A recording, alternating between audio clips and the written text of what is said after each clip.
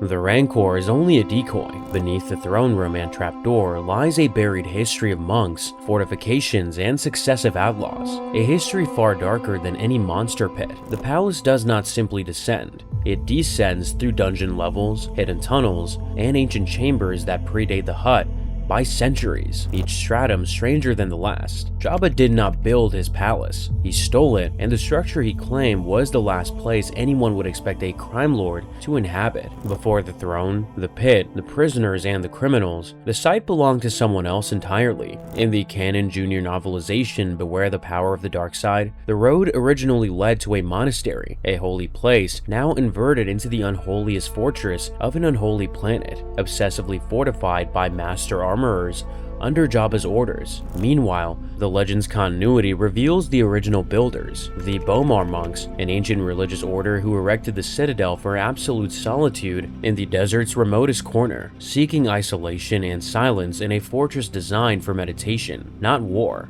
Jabba was not even the first outlaw to claim it. Decades of bandits had usurped the stone halls before him. To the local Jawa clans, the structure had brooded for centuries, predating Jabba and every criminal who came before. Generation after generation consumed the monastery like rot through wood, room by room, level by level, until the sacred place was utterly devoured. Bib Fortuna, Jabba's major domo, recognized the stark divide between two distinct cultures coexisting in the palace: Jabba's criminal empire and the original monastic order. Generations of outlaws had seized the best rooms and expanded their grip. Yet a physical boundary remained. Walking deeper into the lower passages, Fortuna found the floor abruptly swept clean of sand, a threshold he dared not cross without removing his sandals and knocking out the filth of Jabba's occupation as a deliberate sign of respect. The monks never fully abandoned those lower depths, and their own self-inflicted transformations in the monastery's deepest cells proved far stranger than any atrocity Jabba constructed above ground. Above those sealed depths sat the throne room, the familiar spectacle from Return of the Jedi, a dim, crowded chamber filled with bounty hunters, musicians, enslaved dancers, and alien hangers-on, all masquerading as a party. The canon novelization reframed the nicer rooms as dungeon-like, with the true dungeons defying all description. Beneath that gilded surface, the palace plunged into a functional, unseen underworld of holding cells, corridors, and mechanical systems that most visitors never glimpsed. Fortuna regularly walked those lower levels, passing prisoners' dark cells, some quiet, others filled with moans and sobbing. He mentally categorized them by outcome: release, execution, or sale into slavery, treating the dungeon as a resource processing system rather than a place of chaos. Deeper still, the rancor keeper Malakili haunted those damp shadows alongside a handful of similarly reclusive denizens, his feeding cart loaded with dripping stacks of meat, sawed bones, and leftovers from Jabba's own slaughterhouse, the palace maintaining dedicated supply lines far beneath the throne. Mara Jade, the Emperor's hand, recognized the structure's truth. It was a labyrinth of dark tunnels that comprised the bulk of the palace, making the throne room mere theater while the underground sprawl was the real operation. Years later, Boba Fett claimed the palace. The droid 8D8 briefed him on how Bib Fortuna had carved out Mos Espa's criminal territories from the same building after Jabba's death, confirming that the structure had always been more than a home. It was a command center. All of this operated on a tracking system. The droid EV-99 accessed the palace's internal records from the dungeon's command console, pulling watch reports, surveillance logs, financial accounts, personnel assignments, and even a category for non-voluntary organ transplants. Staff vacancies were logged by cause of death, murder, unexplained fatal accident, ceremonial limb deletion, rancor taunting, incendiary devices, food poisoning, or what the records call Jabba's own whimsical sense of humor and pranks. Each position was systematically refilled. Fortuna tallied 14 active assassination plots against Jabba and 68 separate schemes to rob the palace simultaneously. EV-99's own records confirmed the trend. The season's total for attempts on the Hutt's life had actually dipped from prior years. The Rancor pit, familiar from Luke Skywalker's drop through the trapdoor, was not merely an enclosure, but a deliberate political instrument. Bib Fortuna and a lieutenant named Bidlo Quirv installed a new trapdoor in front of the dais specifically so that anyone addressing Jabba could be plunged into the pit at the push of a button, an addition that never existed in the original monastery, custom built to weaponize the floor itself. Jabba tested the new trapdoor immediately on an unexpected victim, Bidlo Quirv, the very lieutenant who had helped capture the Rancor. The Hutt thanked both lieutenants for the gift, then announced that one would become his new major domo, while the other received a greater award, one history would remember. Fortuna read the room faster than Quirv. He volunteered for the lesser title, the major domo position. Quirv, who spoke no Huttese, stepped forward chin raised to claim his prize. Jabba pressed the button. The floor dropped. The Rancor devoured its captor before the entire court. From that first kill onward, the trapdoor became a fixture of daily palace life, its evidence always visible. The chef Porcellus stood before the dais on the ornamental grill covering the pit while Jabba questioned him, feeling the Rancor snuffling softly 8 meters below his boot soles. Every petitioner, messenger, or supplicant stood directly above the execution mechanism, and the grill itself bore permanent testimony. Dark with the blood of victims the Rancor had rejected, their bodies smashed against the metal until unrecognizable, that grisly stain staying in the floor for anyone who dared look down through the gate. Jabba employed the trapdoor with chilling casualness. When the Twilight dancer Ula refused to come closer, the Hutt dropped her through the floor in a reflex so offhanded it stripped the act of any grand execution. Murder reduced to a habit. Fortuna himself later planned to roll Jabba onto that same grill during his own coup attempt. The architecture outlasted its installer. Years after Jabba's death, Fennec Shand activated the mechanism during a fight in the Book of Boba Fett, dropping the Wookiee Chrysanthemum into the empty pit, the building still performing its original function. From below, the pit revealed an engineered complexity unseen from the throne room. Mara Jade explored it after the Rancor's death and discovered a steep but climbable slide connected to a wide,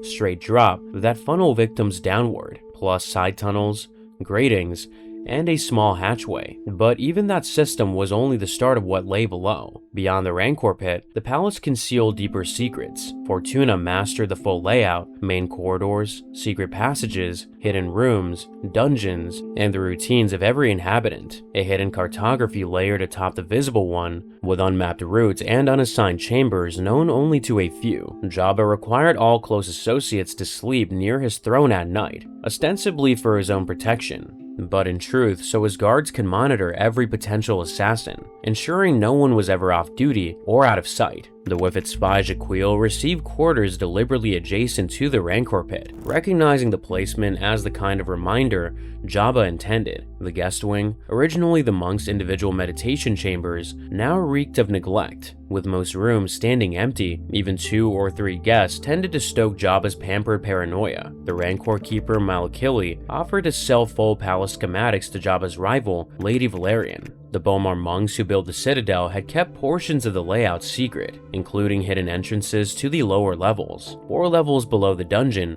EV-99 maintained a hidden workshop, reached through twisted corridors that glowed green with Drell slime, swam with mist, and lay littered with the calcified remains of long deactivated organics. The entrance itself hid within an ancient stone wall that had once supported a palace far older than the one Jabba claimed. Jabba's own tunnels and cells did not reach that lowest stratum. Fortuna encountered them regularly in the lower passages. One night, metal scraped against stone as a shadow the size of a grown man crawled towards him. A spider-shaped machine carrying a jar containing a disembodied monk's brain suspended beneath its chassis. He drew his blaster, crouched, then recognized the brainwalkers as harmless. Yet he kept the weapon ready, unable to shake the deep unease they provoked despite his rational dismissal. The practice was simple and terrible. When a monk reached what the order considered enlightenment, trained surgeons removed his brain and sealed it in a nutrient jar. The body was discarded.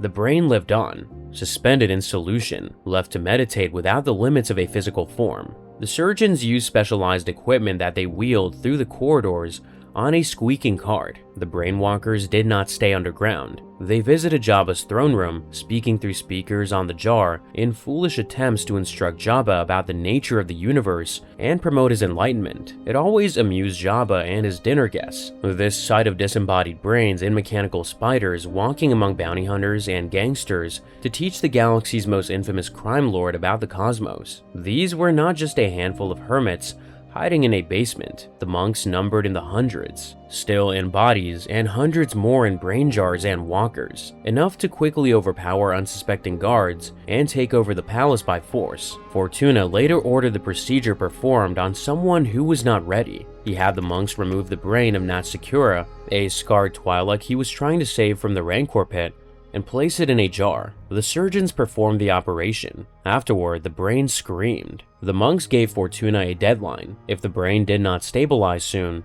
it would go insane and die. They did not seem concerned either way. The indicator lights at the base of the jar glowed bright red, a bad sign, as they were supposed to blink green or blue. Nat spent days believing he was blindfolded and his body tied down, unable to comprehend that his body was gone. When Fortuna asked him why, if he were just tied down, he could not feel anything below his neck, all the lights on the jar flashed red again. Eventually, the monks fitted Nat into a brainwalker, and the disembodied Twi'lek spent his days stumbling into walls and following Fortuna through the corridors. Fortuna had to order the monks to keep Nat from wandering into the throne room, where someone might recognize the walker and ask questions. Jaquil called the lower levels a tomb. The palace killed everything inside it, he said, body or not. The monks had just made it official. In the canon series, The Book of Boba Fett, Chapter 3 opens with a Bomar brainwalker skittering across the desert outside the palace, its jar glinting in the light, confirming the monk's existence on screen beyond legends. At the very bottom, beneath every layer,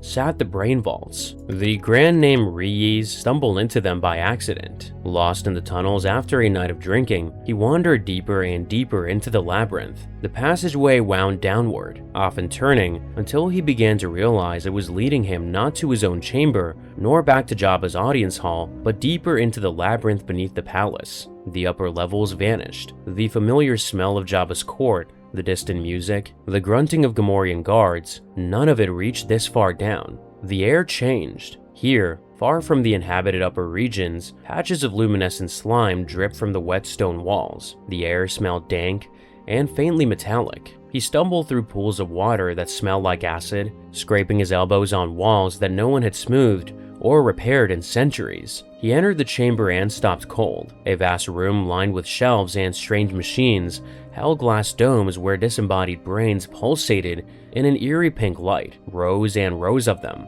He tried to calm himself, telling himself these were just relics of the degenerate two-eyed monks who had hollowed out these tunnels centuries before Jabba discovered them. Their naked brains could not do anything except sit there, each in its own glass prison, motionless except for their slow pulsation. Centuries of sitting in jars in the dark, pulsing for hundreds of years, while the monks above kept adding to the collection. He told himself they were harmless, but he was wrong. A robed figure appeared behind him, raised one skeletal hand, and warned him that the fire was just a warning, commanding him to tell his vile master to leave this place forever, then vanished. They had been delivering that same warning for as long as criminals had occupied their monastery. No one had ever listened. The strangest part came after Jabba died, because the monks did not merely survive beneath the palace, they took it back. Bib Fortuna raced across the desert to seize power after the sail barge explosion. The journey easy with no sand people or sandstorms, the shockwave feeling like a pleasant wind of change. When he arrived, the gates opened at once, and the monks met him inside.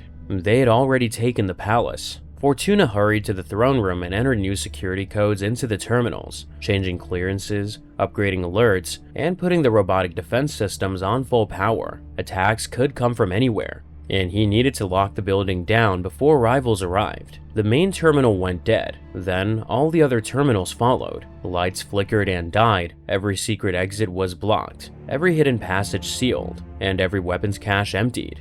Fortuna had only his blaster against an army of monks. He had spent years learning the palace's secrets. The monks had spent centuries building them. It was never a fair contest. One final message appeared on the terminal. It congratulated Fortuna on his spiritual progress and told him to prepare for enlightenment. In the silence, Fortuna heard the squeaking of the surgeon's cart. He sat on the edge of Jabba's throne and looked down at his own hands, knowing it was one of the last times he would feel them. Fortuna ultimately became a disembodied brain and a spider walker alongside Tessic, Bubo, and several other former members of Jabba's court, all listed as new initiates. Natsikora spoke to him and eased him through the shock, helping him learn to walk the corridors. Eventually, the two looked like any other pair of enlightened walkers, strolling the stone hallways together, and passing monks still in their bodies would bow to them as they would any of the truly enlightened. Even as a brain in a jar, the Twilight kept scheming. He used his walker's mechanical legs to grasp a teaspoon and tap access codes into palace terminals, slowly punching in one number at a time. If another monk approached, he would drop the spoon and wander the corridor until they passed, then sweep his legs across the stone floor, listening for where the spoon had landed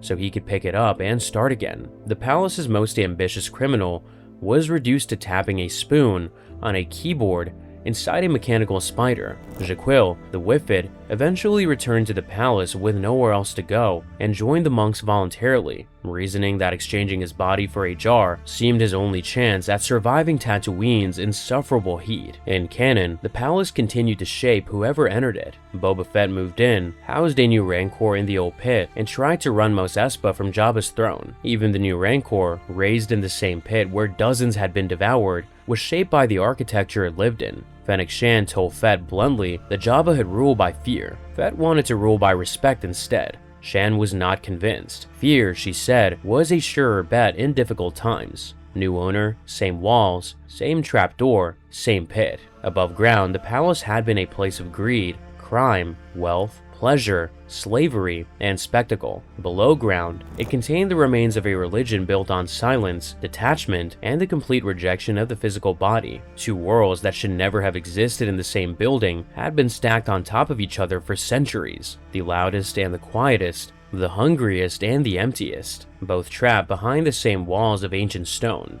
Jabba gorged on live frogs while monks dissolved into glass jars, dancers chained to the throne while brains contemplated the cosmos in the dark below. The building holding both of these things simultaneously every single day for years. The real monster was never the Rancor, it was the palace itself. But the layers of Star Wars horror do not stop at Tatooine's dunes. The same deep darkness that hollowed out a monastery and turned it into a machine of fear extends beyond the galaxy. The vast diversity of alien species, each with its own biological and cultural terrors, and the sunken abyss of Coruscant's lower levels, where the light of the surface never reaches, hold truths just as unsettling as the brain vaults beneath Jabba's throne.